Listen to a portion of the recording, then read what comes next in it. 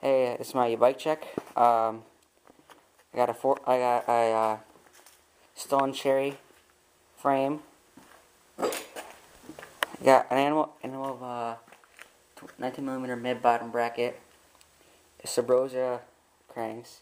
Sabrosa hold on stem with a stolen vortex compression bolt. Shadow scavenger swift bars with the Eastern Nighthawk forks. Man, nice. I got a Verde and a stolen peg on here. I got a stolen revolver front wheel with the Animal GLH tire. The kink integrated headset. Nice failure seat.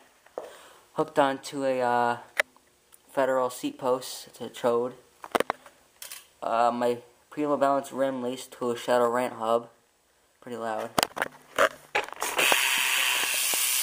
That's pretty loud. My 710 KMC chain. I got it in blue, of course. And I can't see it. My Shadow Conspiracy chain wheel and Hamilton pedals that are like fucked up. I guess not now.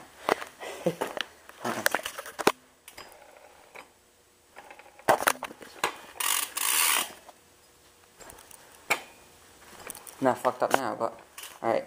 Federal grips, nice, comfortable, golden dark, of course. You can see American Mexico.